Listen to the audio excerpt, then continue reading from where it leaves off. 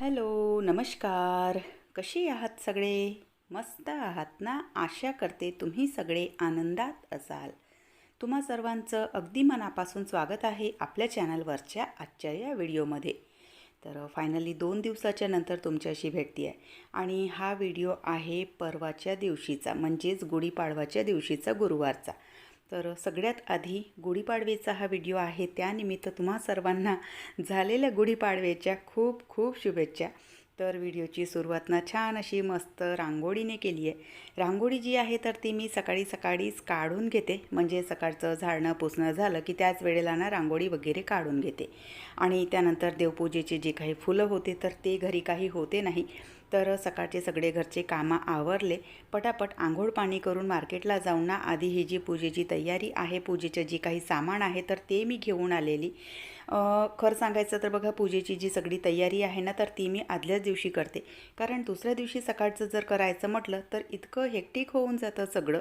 आणि त्यातल्या त्यात बघा, म्हणजे पूजेच्या दिवशी घरचे कितीतरी कामं आपल्या मागे असतात. आणि दुसरी गोष्ट म्हणजे पूजेची तयारीसुद्धा करायची असते. त्यातल्या त्यात देवाऱ्याची साफसफाई वगैरे माझी काही झालेली नव्हती, कारण कालच्या दिवशी म्हणजेच बुधवारी माझा ना सकाळपासून ते रात्रीपर्यंतचा वेळ बाहेरच गेला. ॲक्च्युली बघा, सडनली ना लाईफमध्ये काही काही गोष्टी अशा घडतात की त्या आपण स्किपसुद्धा करू शकत नाही. तर तसंच झालेलं. म्हणजे बघा, असं सांगण्यासारखा काही विषय नाही, पण माझ्या इथे बघा नेहमीच असं काय ना काय चालू असतं आणि मग व्हिडिओला ब्रेक होत जातात आणि मग बऱ्याच लोकांना असं वाटतं की काय ही बाई किती ब्रेक घेते आणि काय काय हिचं चालू असतं. तर काल म्हणजेच बुधवारी अचानक बघा, म्हणजे आधी माझा प्लॅन होता साफसफाईचे सगळे माझे जे कामं आहेत तर ते चालू होते. तर माझा प्लॅन होता की बुधवारच्या दिवशी ना देव्हारा, देवांचे, देवपूजेचे जे काही भांडे आहेत तर ते सगळे स्वच्छ करून घ्यायचे. तर याच हिशोबाने मी साफसफाईची माझी जी कामं आहेत तर ते काढले होते. पण ॲक्च्युली सकाळी बुधवारला सकाळी 5:30ला अचानक फोन आला आणि त्यात कळलं की माझे ज्या आत्ते सासू आहेत, म्हणजे माझ्या सासऱ्यांच्या बहीण, तर त्या वारल्या आणि त्यांच्याच अंत्येष्टीला मला जावं लागलं. तर सकाळी आम्ही निघालो आणि रात्री घरी यायला 7:30 पावणे 8 वाजले आणि सकाळीही लवकरच निघालो होतो, जवळपास 9 सव्वा 9च्या दरम्यान आम्ही निघालेलो. तर त्यामुळे कालचं पूर्ण जे रुटीन आहे तर ते माझं विस्कटलं. म्हणजे देवपूजेचे जे काही भांडे वगैरे स्वच्छ करायचे आहे, देव्हारा स्वच्छ करायचा आहे, पूजेचे पानं म्हणजे पूजेचे फुलं वगैरे काय काय असं आणायचं आहे, तर ते सगळं जे आहे तर ते असं विस्कटलं गेलं. त्यामुळे मग हे जे सगळं आहे तर ते मला दुसऱ्या दिवशी करावं लागलं. तर असं सगळं जे आहे तर ते हेक्टिक होऊन गेलं. पण म्हटलं चला, हळूहळू म्हणजे जसं होईल तसं मॅनेज करूयात म्हणून. तर मी जे काही मार्केटचं माझं काम होतं, देवपूजेची जी काही तयारी करायची होती तर ती मी करून घेतली. आणि त्यातल्या त्यात असं झालं की सकाळची कामं आवरून आंघोळ वगैरे करूनच मी मार्केटला गेली आणि तिथे मी 2-3 दुकानं फिरली आणि आंब्याचे जे काही पानं आहेत तर ते मला काही मिळाले नाही. आणि तेवढ्यातच मग विचार केला की आंब्याचे पानं आता आणायचे तरी कुठून. तितक्यातच ना एक सायकलवरून दादा जात होते आणि त्यांच्याकडे खूप सारे, म्हणजे ते त्यांच्या घरच्यासाठी बहुतेक घेऊन जात असावे, तर त्यांच्या इथे ना खूप सारे, म्हणजे त्यांच्या सायकलवर खूप सारे आंब्याचे पानं मला दिसले. अचानक मी त्यांना विचारलं, दादा तुम्हाला कुठे मिळाले, मला सांगा दुकान, तर तिथून मी घेऊन घेते म्हणून. तर म्हणाले की तुला हवं आहे का. तर म्हटलं जास्त असेल तर देऊन द्या तुमच्याकडे. तर बिचारे ते ना इतके देव माणूस, म्हणजे बघा कधी कधी ना असं होऊन जातं की पानं महत्त्वाचे नाही, पण वेळेला महत्त्व असतं की म्हणजे गुढीपाडवीच्या दिवशी आंब्याच्या पानांचं तोरण आपल्याला बांधावा लागतो आणि तो महत्त्वाचा असतो. तर बिचारे ते दादा, त्यांनी ना त्यांच्याजवळचे अर्धे आंब्याचे जे पानं आहेत, त्या ज्या डहाळ्या आहेत तर त्या मला दिल्या. तर ना आयुष्यात कधी कधी बघा असे ना देवमाणसंसुद्धा भेटतात. तर चला, अशी आतापर्यंतची स्टोरी होती. त्यानंतर आता बघा, आज नव्हे सगळा जो देव्हारा आहे तर तो स्वच्छ करायला काढलेला. देवांचे जे काही भांडे आहेत, देवपूजेचे जे भांडे आहेत, देवांच्या मूर्त्या आहेत तर त्या मी सगळ्या स्वच्छ करून घेतल्या. सानूला सुट्टी होती आज, तर तिने सगळा जो देव्हारा आहे तर तो स्वच्छ करायला घेतला. किट्टूचे पेपर संपलेले आहेत आणि 8-10 दिवस आता तिला सुट्टी आहे, तर त्यामुळे मग तीसुद्धा घरी होती. तर रांगोळीचा जो काही डिपार्टमेंट आहे, म्हणजे बाहेर जी गुढीपाडव्याची रांगोळी काढायची होती तर ती रांगोळी काढायला तिने घेतली. म्हणजे बघा, खरीच म्हणजे घरी जर मुली असतील ना तर त्यांची ना इतकी मदत होऊन जाते कुठल्याही कामामध्ये. आणि त्यातल्या त्यात आपल्या मागे जर काही धावपळ असेल तर त्यामध्ये मुलींच्या मदतीच्या बाबतीत तर काही विचारूच नका. तर आज दोघींनीही खूप छान मस्त मदत केली आणि माझं जे काम आहे तर ते खरंच ना खूप सोपं झालं. तर चला असो. आज बघा गुढीपाडवा, चैत्र नवरात्री, हिंदू नवीन वर्ष अशा सगळ्याच गोष्टी आहेत. तर माझा जो मंगल कलशाचा नारळ होता ना, तर तो नारळसुद्धा मला बदलायचा होता आणि खूप दिवसाचा मी विचार केलेला की चैत्र नवरात्री जेव्हा प्रारंभ होते तर त्याच दिवशी हा जो कलशाचा नारळ आहे तर तो मी बदलणार म्हणून. तर आज ना मी असा नवीन नारळ इथे कलशावर ठेवला आणि बघा कलशासाठी जेव्हाही आपण नारळ घेतो ना, तर तो छान असा ना शेंडीवाला नारळ घ्यायचा. म्हणजे त्याला ना जी शेंडी जास्त असते त्यामध्ये बघा एक ना असा बुचा असतो केसांसारखा. तर अगदी असा घनदाट बुचा असलेलाच नारळ घ्यायचा.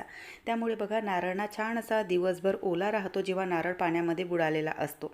तर तो नारळ ना छान मस्त असा दिवसभर ओला राहतो आणि कलशातलं जे पाणी आहे तर नारळ ना वर खेचतो. याचा अर्थ असा की हा जो नारळ आहे तर तो आपल्या समृद्धीचा, आपल्या वैभवाचा प्रतीक असतो. तर त्यामुळे कधीही जो नारळ आहे ना तर तो असा शेंडीवाला घ्यायचा. खूप त्याला असे बुचा असेल म्हणजे केस असतील असाच नारळ घ्यायचा. तर तो नारळ मस्त छान असा पिवळा करून घेतला मी हळदीने. म्हणजे छान नारळाला देवी आईचं जे आपरूप म्हणजे आपण रूप देतो तर तसं केलं आहे. आज मुखवटा वगैरे किंवा वस्त्र वगैरे घातलेलं नाही.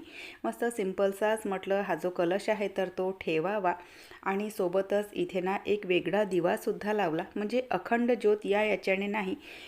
जी अखंड ज्योत आहे तर ती शारदीय नवरात्रीमध्ये असते माझ्याकडे. या नवरात्रीमध्ये अखंड ज्योत वगैरे नसते.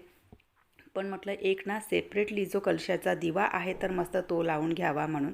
सप्तशतीचे जे अध्याय आहे, सप्तशतीचा जो म्हणजे जे पाठ आहे तर त्याचीसुद्धा आज मी पूजा करून घेतली आणि अगदी बघा अशी ना सिम्पलसीच पूजा केली आहे. कलश जो आहे तर तो ना खाली मी देव्हाऱ्यापाशी म्हणजे खाली जी ही पाटी दिलेली आहे तर तिथे ठेवलेला. म्हटलं प्रत्येक वेळेला ना वर असतो पण आता या वेळेला ना सेपरेटली मस्त असा खाली ठेवावा म्हणून. तर मस्त छान अशी जी पूजा आहे आजची तर ती करून घेतली आणि अगदी साधीशीच पूजा असते आमच्या इथे. म्हणजे गुढी वगैरे उभारल्या जात नाही. अद्यापही मी सुद्धा काही उभारलेली नाही. पण म्हटलं चला साधीशी जरी पूजा असली ना तरी देव्हारा सगळा असा स्वच्छ करतो आपण आणि त्यातल्या त्यात जो मंगल कलश आहे तर त्याने खरंच आज देव्हाऱ्याची शोभा वाढवली. त्यानंतर जे आंब्याचे पानं होते तर त्यांचं तोरण बनवायचं होतं. तर त्यांचंसुद्धा ना इथे तोरण बनवून घेतलं आणि ते जे तोरण आहे तर ते म्हणजे दारावर लावायचं असतं. तर अशा प्रकारे बघा हे जे तोरण आहे तर ते सुद्धा दारावर लावून घेतलं. आणि खरं सांगते बघा, ज्या ह्या गोष्टी आहेत किंवा जुन्या ज्या परंपरा आहेत तर त्या आपण जेव्हा पाळतो तर खरंच घरामध्ये ना एक वेगळीच पॉझिटिव्हिटी येते आणि घरामध्ये एक वेगळीच सकारात्मकता येते. तर अशा प्रकारे बघा छान मस्त ना हे तोरणसुद्धा इथे मी या दारावर लावून घेतलेलं. सगळ्यात आधी तर तुम्हा सर्वांना गुढीपाडव्याच्या आणि हिंदू नववर्षाच्या खूप खूप शुभेच्छा. तर गुढीपाडव्याचा असा सिम्पलसा ब्लॉग मी आज तुमच्यासोबत शेअर केला आहे. गुढीपाडव्याला ना अशी काही खूप मोठी पूजा वगैरे नसते आमच्या इथे आणि गुढीसुद्धा उभारल्या जात नाही. म्हणजे आधीपासून कधी उभारलीच नाही तर त्यामुळे नवीन पद्धत किंवा नवीन जी प्रथा असते तर ती मी सुद्धा काही लावलेली नाही. पण ना मुलांची खूप इच्छा असते की छान अशी गुढी घरी उभारावी आणि माझीसुद्धा इच्छा होते कधी कधी की छान म्हणजे सिम्पलची पूजा असते तर गुढी उभारावी छान आणि तिची पूजा करावी म्हणून. पण मग पुन्हा आणखी असं वाटतं की अद्यापही म्हणजे मी माझ्या सासरीसुद्धा ही पद्धत कधी बघितली नाही आणि माझ्या माहेरीसुद्धा कधी गुढी उभारली नाही.